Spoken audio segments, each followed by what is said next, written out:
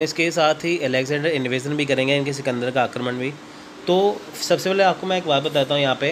देखिए UGC net के लिए जितना इंपॉर्टेंट डाटा है हम उतना ही कवर कर रहे हैं। एक्सेस डाटा जो है वो डाल नहीं रहे हैं, यानी कि हम फालतू डाटा इसमें कवर नहीं करेंगे कि आपको तसल्ली दे दे कि हमने इतना आपको पढ़ा दिया है ज़्यादा कि आपको तसल्ली होगी, पर एग्ज़ाम में उसमें ऐसे क्वेश्चन कोई आया नहीं। तो ऐसा कुछ नहीं है, ठीक है। यानी कि हम आपको उतना ही वीडियो में चाहे नोट्स में उतना ही करवाएंगे जितना कि आपके एग्ज़ाम के लिए ज़रूरी है, जितना आपका एग्ज़ाम कवर हो जाए। तो फालतू यहाँ पे नहीं पढ़ाया जाएगा कुछ भी, तो क्योंकि वो एग्ज़ाम में आएगा नहीं, उसको करने का फ़ायदा कुछ नहीं है नहीं, ठीक है। तो उतना ही सिलेबस कवर होगा, इंपॉर्टेंट फैक्ट कवर होगा, इसमें से डायरेक्ट क्वेश्चन बनने के 99% चांसेस होंगे। तो चलिए शुरू करते हैं। देखिए, foreign invasion and Persian conquest of India. आपको पता ही है कि सिकंदर के आक्रमण से पहले तो यहाँ पे जो विदेशी आक्रमण थे, पर्शियन कॉन्क्वेस्ट था, ठीक है, फारसी विजय थी। यहाँ पे इनकी रोमन, अगर हम बात करें रोमन साम्राज्य की, ठीक है, पर्शियन साम्राज्य की बात करें यहाँ पे थे, ठीक है। तो देखिए, during 6th century BC north western India had been isolated from the developments in the rest of India and closer connections with Persian civilisation being politically a part of the अकेडमेनियन अम्पायर।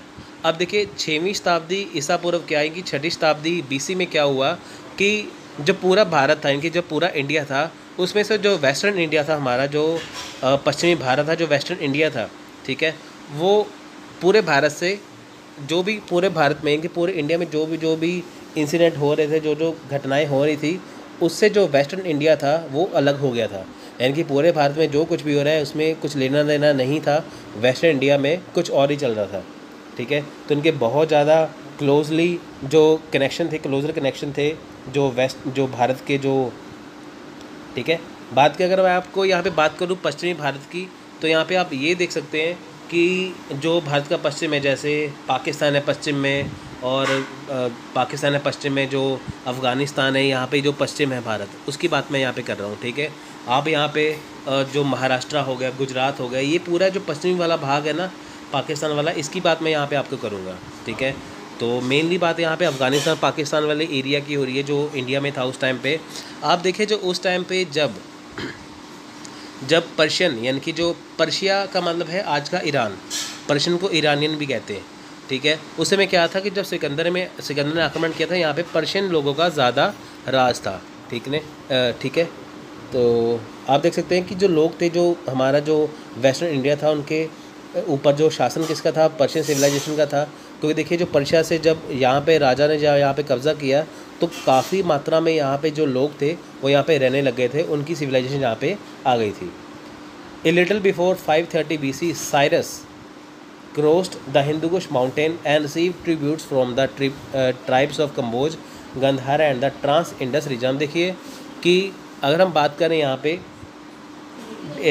अगर बात करें हम Cyrus की, ठीक है, अगर बात करें यहाँ पे साइरस की, देखिए जो साइरस था वो फारस का क्या था, एम्परर था, अकेमेनियन एम्परर था, ठीक है। यानी कि जो फारस जो था वो पर्शिया का, इनकी जो पर्शिया यानी कि ईरान का जो उस टाइम पे वो राजा था, उसने देखिए हिंदू कुश पहाड़ियों को पार किया, ठीक है, फिर उसने कंबोज गंधार के ऊपर कब्जा कर लिया।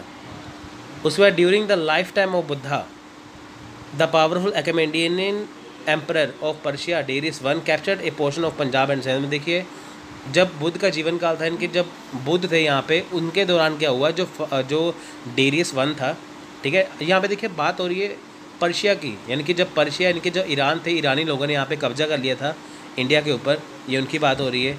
अब देखिए जब बुद्ध का जीवन काल था उस समय क्या था, जो फारस का जो डेरियस वन जो राजा था, उसने पंजाब और सिंध के इलाके पर कब्जा किया था। उसी समय देखिए जब सिकंदर ने भी आक्रमण किया, तो पर्शिया की और सिकंदर की आपस में ग्रीक की बहुत ज़्यादा लड़ाई हुई थी। The Behistun inscription of 590 BC state of Gadara, जिसे गंधार कहा जाता है आज, वाज ए प्रोविंस विच सेंटिक। अब देखिए यहाँ पे क्या था कि 519 ईसा पूर्व में कहा गया कि जो गंधार है वो क्या था, वो एक प्रांत था। देखिए उस टाइम पे गंधार को गदर नाम से जाना जाता है, तो आपको एग्जाम में पूछ सकते हैं गंधार का नाम क्या था। हेरोडोटस द फेमस, ठीक है, Herodotus the famous Greek historian considered as father of history mention Gandhara as the 20th satrapy or provinces counted amongst the most populous and wealthy in Achaemenian Empire. The Indian provinces provide mercenaries for the Persian armies fighting against the Greek in the year 486 to 465 BC। अब देखिए यहाँ पे क्या था, जो Herodotus हैं, जो इतिहास के पिता यानी कि फादर ऑफ हिस्ट्री कहा जाता है जिनको, उन्होंने ये लिखा था कि जो जो यहाँ पे लिखा है, उन्होंने ये लिखा था यहाँ पे जो गंधार है वो 20वां प्रांत था भारत का, यानी कि जो गंधार है वो भारत का जो 20वां प्रांत था। देखिए यहाँ पे अब 28, अब देखिए पहले 29 स्टेट थी, यहाँ पे अब 28 हो चुकी हैं। जम्मू कश्मीर को अब देखिए यहाँ पे केंद्र शासित प्रदेश बना दिया गया है यहाँ पे, है ना। तो उस समय देखिए 20वां प्रांत माना जाता था गंधार को, ठीक है। उस समय देखिए यहाँ पे ये माना जाता था, हेरोडोट्स ये कहते थे कि जो हमारा इंडिया है यहाँ पे क्या था कि सबसे अधिक आबादी वाले लोग थे और सबसे अमीर लोग यहाँ पे पाए जाते थे, ठीक है। अब देखिए हुआ क्या था कि जो भारतीय लोग थे, जो भारतीय प्रांत में जो रहने वाले लोग थे, उन्होंने 486 से 465 यानी कि 486 से 465 BC में क्या हुआ कि यूनानियों के खिलाफ क्या था, जो युद्ध लड़ा। अब देखिए यहाँ पे पर्शियन जो लोग थे यानी कि जो फारसी लोग थे उनका यहाँ पे कब्ज़ा था, ठीक है। अब देखिए उन्होंने क्या किया, उन्होंने जो भारतीय प्रांत में रहने वाले जो आम लोग हैं उनको अपनी सेना में शामिल किया। तो उनकी सेना ने किनके साथ लड़ाई की, यूनानियों के साथ लड़ाई की, यानी कि जहाँ पे जब फारसियों का या पर्शियन लोगों का जब कब्जा था तो आम लोग उनकी सेना में शामिल हुए। तो जब सिकंदर की सेना ने हमला किया तो सिकंदर के खिलाफ वो लड़े। अब देखिए Alexander came to India in order to reach the easternmost part of Darius Empire to the problem of oceans. The limit of each were a puzzle to Greek geographers to add this fabulous country to his lost list of conquest. अब देखिए सिकंदर जो था वो जब India आया तो उसे बहुत सारे यहाँ पे क्या था, बहुत सारी मुसीबतों का सामना करना पड़ा। जब सिकंदर इंडिया आया तो यहाँ पे राज था डेरियस एम्पायर था। डेरियस क्या है, डेरियस पर्शियन जो राजा है उस टाइम के, उनका यहाँ पे राज था, ठीक है। फारसी लोगों का राज था, पर्शियन लोगों का राज था। डेरियस के समय में जब देखिए यहाँ पे जब इंडिया आया सिकंदर तो उसे समुद्र पार करने में बहुत ज़्यादा दिक्कत आई, ठीक है। तो ग्रीक के लोगों के लिए यहाँ पे रहना, यहाँ पे उनके लिए एक अलग मौसम में रहना तो बहुत ज़्यादा मुश्किल था। अब देखिए यहाँ पे जब 10 साल लड़ते लड़ते जब सिकंदर की सेना यहाँ पे आ गई तो मौसम की मार जो वो झेल नहीं पाए, कभी सर्दी हो जाती थी, कभी गर्मी हो जाती थी, इसकी वजह से। Herodotus mention about a naval expedition dispatched by Darius and Scylax 570 BC to explore the Indus। अब देखिए हेरोडोटस ने क्या किया, सिंधु नदी का पता लगाने के लिए स्काईलैक्स के तहत डेरियस द्वारा भेजे गए नौसेना अभियान के बारे में भी लिख के आए। यानी कि हेरोडोटस जो इतिहास के जो पिता यानी कि फादर ऑफ हिस्ट्री माने जाते हैं हेरोडोटस, उन्होंने ये लिखा कि यहाँ पे सिंधु नदी का पता लगाने के लिए कि वो कैसी है, कहाँ पे है, तो डेरियस ने क्या किया, डेरियस जो राजा थे पर्शिया के, उन्होंने एक नौसेना को भेजा, ठीक है, यानी कि नेवी को भेजा कि वो पता लगाएं कि वो जो इंडस नदी है वो कैसी है, कहाँ पे है, ठीक है। Herodotus says the population of Indians is by far the greatest of the people and they we know pay tribute professionally largest than the rest. अब देखिए हेरोडोटस यहाँ पे लिखते हैं कि जो भारतीय लोगों की जो जनसंख्या है, जो भारतीय लोग हैं वो बहुत ज़्यादा हैं, ठीक है, बहुत ज़्यादा हैं लोग। तो जिससे होगा कि जो बाकी जितनी भी उनकी संख्या है, यानी कि आप देखिए यहाँ पे अगर पर्शियन लोग जहाँ पे रह रहे हैं उनकी जितनी भी जनसंख्या है, उसके अलावा अगर भारतीय लोग उनमें शामिल हो रहे हैं तो उनका ये कहना था कि भारतीय लोगों का उनकी सेनाओं में शामिल होना, फ्रांस के लोगों की अगर वो शामिल होते हैं तो सबसे ज़्यादा वो भारतीय सेना में ही कहलाए जाएंगे, ठीक है। Xerxes utilized his Indian provinces to secure an Indian contingent to fight his battle in Greece. There were Gandharian as well as Indian in contingent। अब देखिए यहाँ पे क्या था कि ज़ेरिक्स जो थे उन्होंने भारतीय प्रांतों का उपयोग किया, ठीक है। ज़ेरिक्स जो थे उन्होंने क्या किया, जो भारतीय जो प्रांत है, जो इंडिया की जो यहाँ पे स्टेट थी, उनका अपनी लड़ाई के लिए उपयोग किया यहाँ पे। अब देखिए यहाँ पे क्या था कि भारतीय जो लोग थे उनको वो अपनी सेना में शामिल करने के लिए ले गए, ठीक है। अब यहाँ पे होता था ना, यहाँ पे ऐसा था कि पर्शियन लोगों की पर्शियन जो राजा थे डेरियस, उसकी सेना में शामिल हो गए थे इंडियन लोग। तो ग्रीस ने भी ये सोचा कि क्यों ना वो भी इंडियन लोगों को अपने में शामिल कर लिया जाए। क्योंकि देखिए जब ग्रीक लोगों ने जिन यहाँ पे जगह पे कब्जा किया था, तो उनको उनकी जो लोग थे उनको अपनी सेना में शामिल करना शुरू कर लिया था। ठीक है, उनकी टुकड़ी में देखिए गंधारियों के साथ साथ, यानी कि जो ग्रीक लोग थे, उनकी जो ग्रीक लोग तो थे ही, गंधार के लोग तो थे ही, साथ में भारतीय लोग भी शामिल हो गए। ठीक है, the former bows the reed and short spear for fight at closer quarters, while the latter clad in cotton also bore similar bows and और एरोस टिप्ड विद आयरन। देखिए वो लोहे की तीर का इस्तेमाल करते थे। ठीक है, जो उनका जो टिप था जो लोहे का बना होता था। These Indian troops were the first Indian to fight in Europe. देखिए ये पहले भारतीय थे, ठीक है, जो पहली बार यूरोप में लड़ने गए थे। The Persian empire set the model of Mauryas as far as imperial pretensions as are conquered. The prevalence in the northwest of Khroshti script, which is only a localized adaptation of Aramaic and written from the right as perhaps a vestige of Persian rule. अब देखिए यहाँ पे क्या हुआ, यहाँ पे ये बात देखी गई कि जो फारसी साम्राज्य है उन्होंने देखिए यहाँ पे क्या था, एक मॉडल सेट कर दिया मॉरिशस के लिए, यहाँ पे एक मॉडल सेट कर दिया मौर्य के लिए।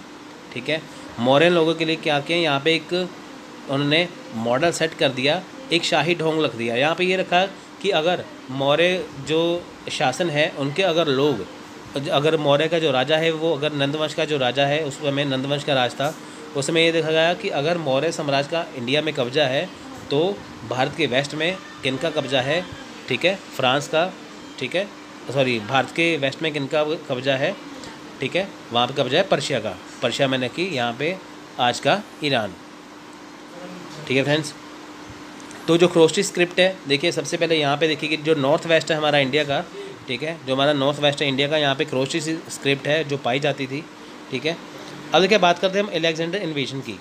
Alexander was the son of Philip of Macedonia who invaded in India in 326 BC। अब देखिए जब भारत में अलेक्जेंडर ने हमला किया तो वो किसका बेटा था, वो पहली बात तो जो फिलिप थे मैसेडोनिया के राजा, उनके बेटे थे वो।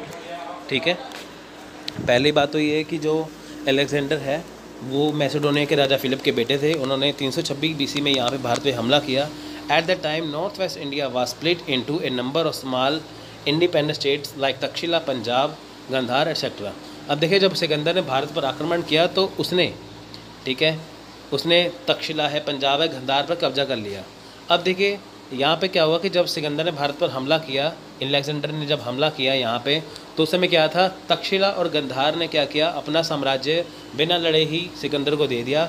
पर पंजाब के जो राजा थे पोरस, उन्होंने इसको देने से मना कर दिया, जिसकी वजह से युद्ध हुआ। तो युद्ध में धोखे से सिकंदर जीता। जब सिकंदर जीता तो उसने पोरस से पूछा बताओ तुम्हारे साथ क्या सलूक किया जाए, तो उसने ये बताया कि जो एक राजा के साथ करता है।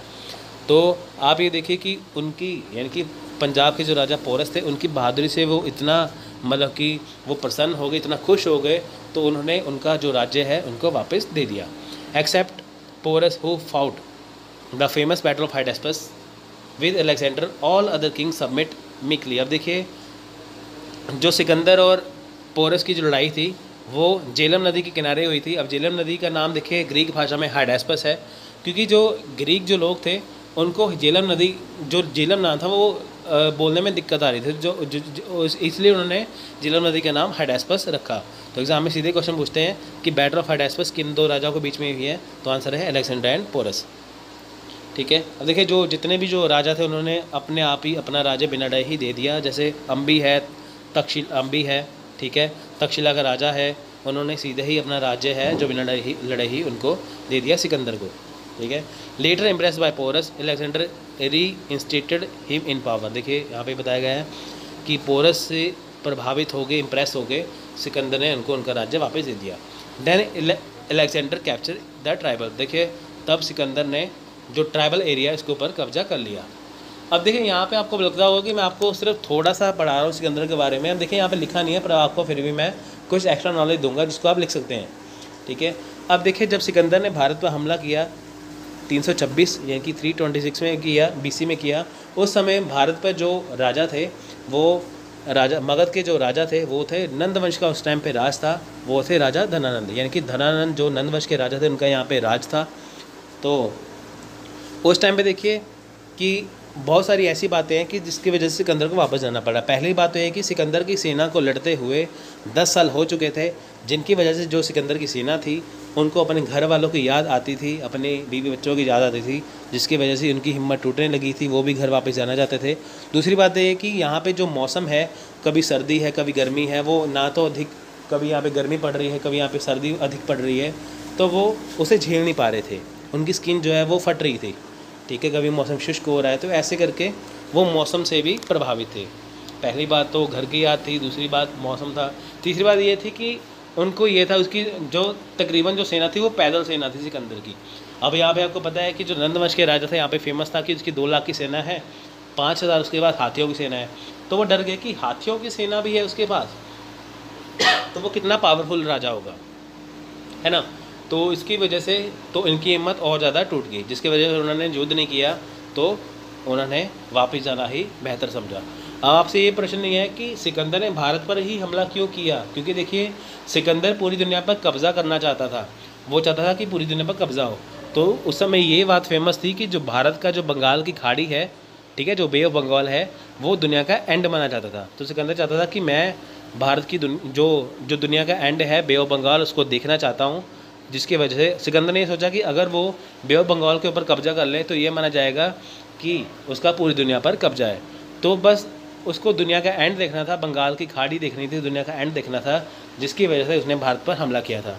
पर अफसोस वो नाकामयाब रहा, तो उसे वापस जाना पड़ा। तो रास्ते में जाते जाते बेबीलोन में जंगल के पास एक मच्छर जिसका नाम एडिस एब्जेक्टी था, उस